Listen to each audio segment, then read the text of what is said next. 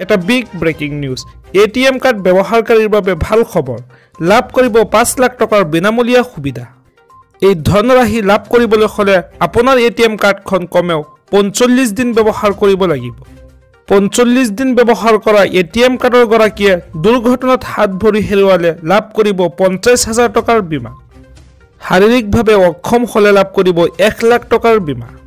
আনহাতে দুৰ্ঘটনাত মৃত্যু হলে এটিএম কাৰ্ডৰ মনোনীত ব্যক্তিয়ে লাভ কৰিব এই সুবিধা এই আঁচনি লাভ কৰিবলৈ হলে আপোনাৰ প্ৰয়োজন হ'ব এফআইআৰ কপি আৰু হাস্পতালৰ প্ৰমাণপত্ৰ আৰু লগতে ব্যক্তিজনৰ মৃত্যু হলে দিব লাগিব মৃতকৰ প্ৰমাণপত্ৰৰ মূল প্ৰতিলিপি এই আঁচনিৰ বাবে আপোনাৰ নিৰ্দিষ্ট বেংকৰ যোগেদি কৰিব পাৰিব আবেদন খবৰ এটা বিগ ব্ৰেকিং নিউজ ফুটপাথত দোকান দিয়া সকলে পাব 50000 কোটি টকা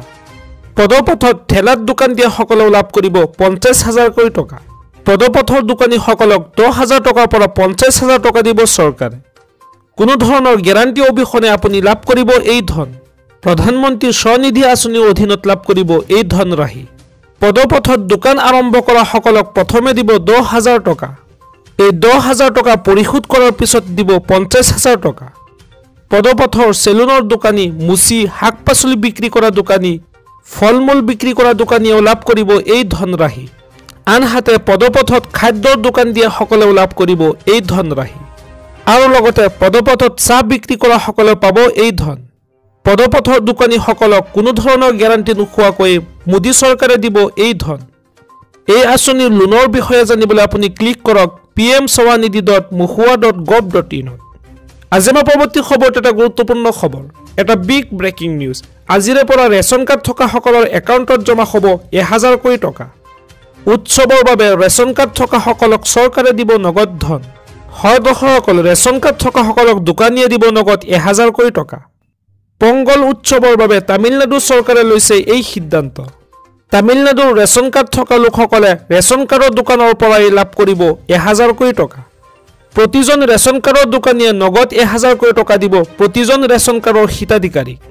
ৰেচন কাৰ্ডৰ হিতাধিকাৰীসকলক বিতৰণৰ বাবে ধন যোগান ধৰিব তামিলনাডুৰ চৰকাৰে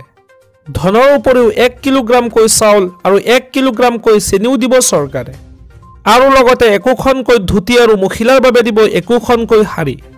পংগল উৎসৱৰ বাবে এই ডাঙৰ ঘোষণা কৰিছে তামিলনাডুৰ মুখ্যমন্ত্ৰী MK ষ্টেলিনে খবৰ এটা বিগ ব্ৰেকিং নিউজ কৃষক সন্মান নিধিৰ ধন 6000ৰ পৰিৱৰ্তে হ'ব পাৰে 12000 টকা এইবাৰ বাজেটত কৃষকক ডাঙৰ উপহাৰ দিব পাৰে নিৰ্মলা সীতাৰমণে এক সূত্ৰৰ মতে বৃদ্ধি পাব পাৰে কৃষক সন্মান নিধিৰ আঁচনিৰ ধন বৰ্তমান 11 কোটি কৃষকে লাভ কৰি আছে 6000 কোটি টকা